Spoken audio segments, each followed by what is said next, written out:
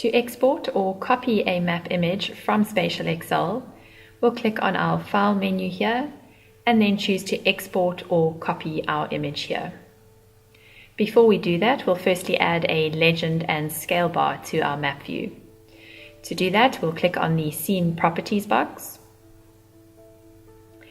and then on the Legend and Scale tab, and here we'll click on Show Legend and Show Scale Bar, and we'll choose to leave the legend on the left of our map.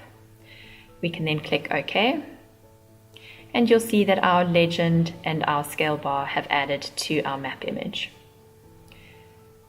We'll firstly do an example of an export, so we'll click Export as Image. We can save this to our machine.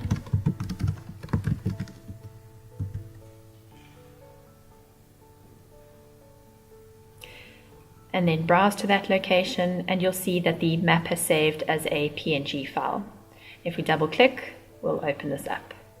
And this can be emailed or shared with other users as required. As an example of a copy image, we'll go back to our File menu, select Copy as Image, and we'll go to a Word document and paste the image here. And this can be added to reports or presentations as needed.